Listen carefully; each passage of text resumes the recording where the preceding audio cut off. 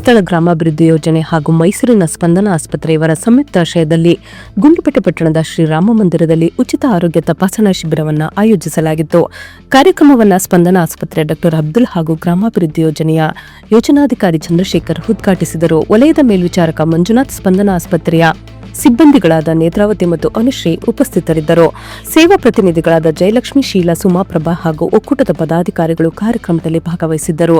ಶಿಬಿರದಲ್ಲಿ ಹೃದಯ ತಪಾಸಣೆ, ಶುಗರ್, ಬಿಪಿ, ಬೆನ್ನು ನೋವು ಸೇರಿದಂತೆ ವಿವಿಧ ರೋಗಗಳಿಗೆ ಸಂಬಂಧಿಸಿದ ಆರೋಗ್ಯ ತಪಾಸಣೆ ನಡೆಸಿ ಉಚಿತ ಔಷಧಿ ವಿತರಿಸಲಾಯಿತು. ಸುಮಾರು 150ಕ್ಕೂ ಹೆಚ್ಚು ನಾಗರಿಕರು ಶಿಬಿರದ ಸೌಲಭ್ಯವನ್ನು ಪಡೆದುಕೊಂಡಿದ್ದಾರೆ.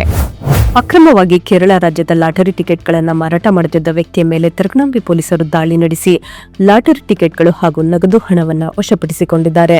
ತರಕನಾಂಬಿ ಪೊಲೀಸ್ ಠಾಣೆಯ ಆರಕ್ಷಕ ಉಪನಿರೀಕ್ಷಕರಾದ ಮಹೇಶ್ ಕೆಎಂ ಅವರಿಗೆ ದೊರೆತ ಖಚಿತ ಮಾಹಿತಿಯ ಮೇರೆಗೆ ಮಾರ್ಚ್ 9ರಂದು ತಮ್ಮ ಸಿಬ್ಬಂದಿಗಳೊಂದಿಗೆ ತರಕನಾಂಬಿ ಗ್ರಾಮದ ವ್ಯಾಪ್ತಿಯಲ್ಲಿ ದಾಳಿ ನಡೆಸಿದ್ದರು.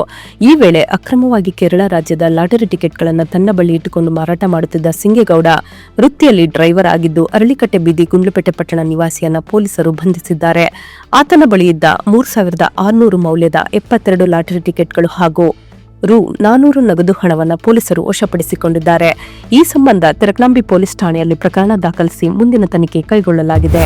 ಗುಂಡ್ಲುಪೇಟೆ ಪಟ್ಟಣದ ಆದಿತ್ಯ ಎಂಬ ವಿದ್ಯಾರ್ಥಿ ಕಳೆದುಕೊಂಡಿದ್ದ ಮೊಬೈಲ್ ಫೋನ್ ಅನ್ನು ಪ್ರಾಮಾಣಿಕತೆಯಿಂದ ಠಾಣೆಗೆ ತಲುಪಿಸಿದ ಘಟನೆ ನಡೆದಿದೆ. ಗುಂಡ್ಲುಪೇಟೆ ಪಟ್ಟಣದ ಜಿಎಲ್ ರಾಜಣ್ಣ ಅವರ ತಮ್ಮನ ಮಗ ಚಂದನ್ ಅವರಿಗೆ ಈ ಮೊಬೈಲ್ ದೊರೆತಿದ್ದು ಅವರು ಅದನ್ನು ಗುಂಡ್ಲುಪೇಟೆ ಪೊಲೀಸ್ ಠಾಣೆಗೆ ಒಪ್ಪಿಸಿದ್ದಾರೆ. ನಂತರ ಪೊಲೀಸರು ಪರಿಶೀಲನೆ ನಡೆಸಿ ಮೊಬೈಲ್ನ ವಾರಸುದಾರರಾದ ವಿದ್ಯಾರ್ಥಿ ಆದಿತ್ಯ ಅವರಿಗೆ ಹಸ್ತಾಂತರಿಸಿದ್ದಾರೆ. ಮೊಬೈಲ್ ಮರಳಿ ಪಡೆದ ವಿದ್ಯಾರ್ಥಿ ಆದಿತ್ಯ ಅವರು ಗುಂಡ್ಲುಪೇಟೆ ಪೊಲೀಸ್ ಠಾಣೆಯ ಅಧಿಕಾರಿಗಳಿಗೆ ಹಾಗೂ ಮೊಬೈಲ್ ಅನ್ನ ಪ್ರಾಮಾಣಿಕತೆಯಿಂದ ಒಪ್ಪಿಸಿದ ಚಂದನ್ ಅವರಿಗೆ ತುಂಬು ಹೃದಯದ ಧನ್ಯವಾದಗಳನ್ನು ತಿಳಿಸಿದ್ದಾರೆ. ಕೆಪಿಸಿಸಿ ಅಧ್ಯಕ್ಷರಾಗಿ 6 ವರ್ಷಗಳನ್ನು ಯಶಸ್ವಿಯಾಗಿ ಪೂರೈಸಿರುವ ರಾಜ್ಯದ ಉಪಮುಖ್ಯಮಂತ್ರಿಯವರಾದ ಡಿಕೆ ಶಿವಕುಮಾರ್ ಅವರು ಈ ಹಿನ್ನೆಲೆ ಆಯೋಜಿಸಿದ ಔತಣಕೂಟದಲ್ಲಿ ಗುಂಡ್ಲುಪೇಟೆ ಕ್ಷೇತ್ರದ ಶಾಸಕರಾದ ಎಚ್ಎಂ ಗಣೇಶ್ ಪ್ರಸಾದ್ ರವರು ಭಾಗವಹಿಸಿ ಶುಭಾಶಯ ಕೋರಿದ್ದಾರೆ.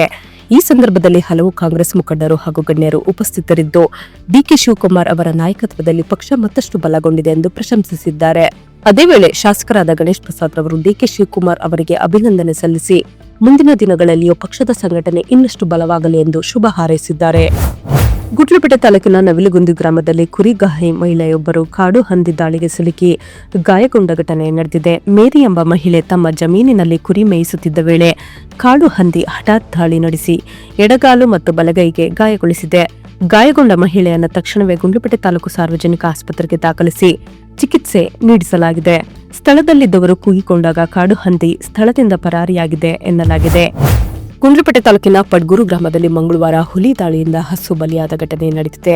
ರೈತ ಮುಖಂಡ ಶಿವಕುಮಾರ್ ಅವರ ಜಮೀನಿನಲ್ಲಿ ಮೇಯುತ್ತಿದ್ದ ಗುರುಸಿದ್ದಪ್ಪ ಎಂಬುವರ ಹಸುವಿನ ಮೇಲೆ ಹುಲಿ ದಾಳಿ ನಡೆಸಿದೆ. ಘಟನೆಯ ವೇಳೆ ರೈತರು ಕಿರುಚಿದ ಕಾರಣ ಹುಲಿ ಹಸುವನ್ನು ಬಿಟ್ಟು ಕಾಡಿನ ಕಡೆಗೆ ಓಡಿ ಹೋಗಿದೆ ಎಂದು ತಿಳಿದು ಬಂದಿದೆ. ಈ ಘಟನೆಯಿಂದ ಪಶು ಮಾಲೀಕರಿಗೆ ತೀವ್ರ ಆರ್ಥಿಕ ನಷ್ಟ ಉಂಟಾಗಿದ್ದು ಗ್ರಾಮದ ಸುತ್ತಮುತ್ತ ಹುಲಿ ಸಂಚಾರದಿಂದ ರೈತರು ಮತ್ತು ಗ್ರಾಮಸ್ಥರಲ್ಲಿ ಆತಂಕ ಮೂಡಿದೆ. ಸಂಬಂಧಪಟ್ಟ ಅರಣ್ಯ ಇಲಾಖಾ ಅಧಿಕಾರಿಗಳು ತಕ್ಷಣ ಸ್ಥಳಕ್ಕೆ ಭೇಟಿ ನೀಡಿ ಪರಿಶೀಲನೆ ನಡೆಸಿದ್ದು ಪಶು ಮಾಲೀಕರಿಗೆ ಸರ್ಕಾರದಿಂದ ಸೂಕ್ತ ಪರಿಹಾರ ನೀಡಬೇಕು ಎಂದು ಹುಲಿಯನ್ನ ಶೀಘ್ರದಲ್ಲೇ ಸೆರೆ ಹಿಡಿಯಬೇಕು ಎಂದು ರೈತರು ಆಗ್ರಹಿಸಿದ್ದಾರೆ. ಗುಂಡ್ಲುಪೇಟೆ ಪಟ್ಟಣದಲ್ಲಿ ಹಾಡು ಹಗಲ ಭೀಕರ ಹತ್ಯೆಯೊಂದು ಬೆಳಕಿಗೆ ಬಂದಿದೆ. ಬೆಂಗಳೂರಿನ ಖಾಸಗಿ ಕಂಪನಿಯಲ್ಲಿ ಕೆಲಸ ಮಾಡುತ್ತಿದ್ದ ಯುವಕನೊಬ್ಬನನ್ನ ದುಷ್ಕರ್ಮಿಗಳು ಕುತ್ತಿಗೆ ಕುಯ್ದು ಹತ್ಯೆ ಮಾಡಿದ್ದು ಈ ಘಟನೆ ಪಟ್ಟಣದಲ್ಲಿ ಆತಂಕ ಸೃಷ್ಟಿಸಿದೆ. ಗುಂಡ್ಲುಪೇಟೆ ಪಟ್ಟಣದ ಅಮಾನಿಕೆರೆ ದೊಡ್ಡಕೆರೆ ಏರಿ ಮಾರ್ಗದಲ್ಲಿ ಇಂದು ಬೆಳಗ್ಗೆ ಯುವಕನ ಶವ ರಕ್ತದ ಮುಳುವಿನಲ್ಲಿ ಪತ್ತೆಯಾಗಿದೆ. ಹಂತಕರು ಹರಿತವಾದ ಆಯುಧದಿಂದ ಕುತ್ತಿಗೆಯನ್ನು ಕೊಯ್ದು ಕೊಲೆ ಮಾಡಿ ಪರಾರಿಯಾಗಿರುವುದು ಪ್ರಾಥಮಿಕವಾಗಿ ತಿಳಿದು ಬಂದಿದೆ.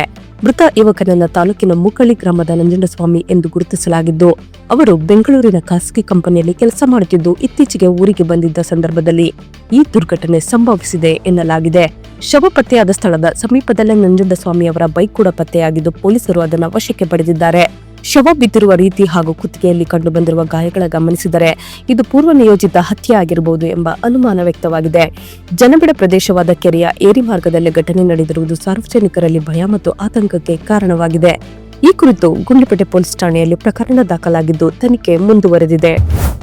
ಗುಂಡ್ಲುಪೇಟೆ ತಾಲೂಕಿನ ತಾಯಿ ಮತ್ತು ಮಕ್ಕಳ ಆಸ್ಪತ್ರೆಯಲ್ಲಿ 14ರಿಂದ 15 ವರ್ಷದೊಳಗಿನ ಹೆಣ್ಣು ಮಕ್ಕಳಿಗೆ HPV ಲಸಿಕೆ ನೀಡುವ ಮೂಲಕ ಲಸಿಕಾ ಅಭಿಯಾನಕ್ಕೆ ಚಾಲನೆ ನೀಡಲಾಯಿತು. ಈ ಸಂದರ್ಭದಲ್ಲಿ ಮಾತನಾಡಿದ ತಾಲೂಕು ಆರೋಗ್ಯಾಧಿಕಾರಿಗಳಾದ ಡಾ ಅಲಿಂ ಪಾಷಾ ಬಿಆರ್ ಅವರು ಹೆಣ್ಣು ಮಕ್ಕಳಲ್ಲಿ ಗರ್ಭಕಂಠ ಕ್ಯಾನ್ಸರ್ ತಡೆಗಟ್ಟುವ ಉದ್ದೇಶದಿಂದ ಸರ್ಕಾರ ದೇಶಾದ್ಯಂತ HPV ಲಸಿಕೆಯನ್ನು ಉಚಿತವಾಗಿ ನೀಡುತ್ತಿದೆ. ಗುಂಡ್ಲುಪೇಟೆ ತಾಲೂಕಿನಲ್ಲಿಯೇ ಸುಮಾರು 14ರಿಂದ 15 ವರ್ಷದೊಳಗಿನ 1400 ಹೆಣ್ಣು ಮಕ್ಕಳಿಗೆ ಲಸಿಕೆ ನೀಡುವ ಗುರಿಯನ್ನ ಆರೋಗ್ಯ ಇಲಾಖೆ ಹೊಂದಿದೆ ಎಂದರು. ಚಾಮರಾಜನಗರ ಜಿಲ್ಲಾ ಹಾಗೂ ಗುಂಡ್ಲುಪೇಟೆ ತಾಲೂಕಿನ ಎಲ್ಲ ಸರ್ಕಾರಿ ಆಸ್ಪತ್ರೆಗಳಲ್ಲಿ ಈ ಲಸಿಕೆ ಉಚಿತವಾಗಿ ಲಭ್ಯವಿದ್ದು ಹಂತ ಹಂತವಾಗಿ ಲಸಿಕೆ ನೀಡಲಾಗುತ್ತದೆ. ಕಾರ್ಯಕ್ರಮದಲ್ಲಿ ಸಾರ್ವಜನಿಕ ಆಸ್ಪತ್ರೆಯ ಆಡಳಿತ ವೈದ್ಯಾಧಿಕಾರಿಗಳಾದ ಡಾ ತ್ರಿವೇಣಿ, ನೇನಕಟ್ಟೆ ಪಿಎಸ್ಸಿ ವೈದ್ಯಾಧಿಕಾರಿ ಡಾ ಮಹಮ್ಮದ್ ಸೌದ್, ಮಕ್ಕಳ ತಜ್ಞರಾದ ಡಾ ವೇಣುಗೋಪಾಲ್, ತಾಲೂಕು ಆರೋಗ್ಯ ಸಿಬ್ಬಂದಿಗಳು ಮತ್ತು ಆಶಾ ಕಾರ್ಯಕರ್ತೆಯರು ಭಾಗವಹಿಸಿದ್ದರು. ಅಕ್ರಮವಾಗಿ ಮದ್ಯ ಸಾಗಾಟ ಮಾಡುತ್ತಿದ್ದ ವ್ಯಕ್ತಿಯ ಮೇಲೆ ಚಾಮರಾಜನಗರ ಗ್ರಾಮಾಂತರ ಪೊಲೀಸ್ ಠಾಣಾ ಸಿಬ್ಬಂದಿ ದಾಳಿ ನಡೆಸಿ ಮದ್ಯವನ್ನು ವಶಪಡಿಸಿಕೊಂಡಿದ್ದಾರೆ.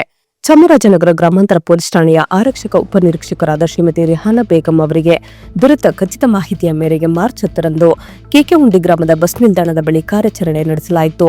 ಈ ವೇಳೆ ಗುಂಡ್ಲುಪೇಟೆ ಕಡೆಯಿಂದ ಚಾಮರಾಜನಗರದ ಕಡೆಗೆ ಮೋಟಾರ್ ಬೈಕ್ನಲ್ಲಿ ಕಪ್ಪು ಬಣ್ಣದ ಬ್ಯಾಗ್ ಅನ್ನು ಹೊತ್ತುಕೊಂಡು ಬರುತ್ತಿದ್ದ ವ್ಯಕ್ತಿಯನ್ನ ಪೊಲೀಸರು ತಪಾಸಣೆ ನಡೆಸಿದ್ದರು. ಪರಿಶೀಲನಾ ವೇಳೆ ಬ್ಯಾಗ್ನಲ್ಲಿ ಮದ್ಯದ ಪೌಚ್ಗಳು ಇರುವುದನ್ನು ಕಂಡು ಬಂದಿದ್ದು, ಆರೋಪಿಯನ್ನ ಮಧುಬಿನ್ ಪ್ರಸಾದ್ ಎಂಬಾತ ಕೂಲಿ ಕೆಲಸ ಮಾಡುತ್ತಿದ್ದು ಕೊತ್ತಲ್ವಾಡಿ ಗ್ರಾಮ ಎಂದು ಗುರುತಿಸಲಾಗಿದೆ. ಆರೋಪಿಯ ಬಳಿಯಿಂದ 90 mlನ 144 ಟೆಟ್ರಾ ಪ್ಯಾಕ್ಗಳು ಪತ್ತೆಯಾಗಿದ್ದು, ಇದರ ಒಟ್ಟು ಮೌಲ್ಯ ಸುಮಾರು 7,200 ರೂಗಳು ಆಗಿರುತ್ತದೆ. ಪೊಲೀಸರು ಮದ್ಯವನ್ನು ವಶಪಡಿಸಿಕೊಂಡು ಈ ಸಂಬಂಧ ಚಾಮರಾಜನಗರ ಗ್ರಾಮಾಂತರ ಪೊಲೀಸ್ ಠಾಣೆಯಲ್ಲಿ ಪ್ರಕರಣ ದಾಖಲಿಸಿ ತನಿಖೆ ಕೈಗೊಂಡಿದ್ದಾರೆ. ಸೊ ಫ್ರೆಂಡ್ಸ್, ಇದಾಗಿತ್ತು ಇವತ್ತಿನ ನ್ಯೂಸ್. ನಿಮಗೆ ಈ ಹೊಸ ಪ್ರಯತ್ನ ಇಷ್ಟವಾದಲ್ಲಿ ಕೂಡಲೇ ನಮ್ಮ ಚಾನೆಲ್ ಅನ್ನು ಲೈಕ್ ಮಾಡಿ, ಶೇರ್ ಮಾಡಿ, ಸಬ್ಸ್ಕ್ರೈಬ್ ಮಾಡಿ.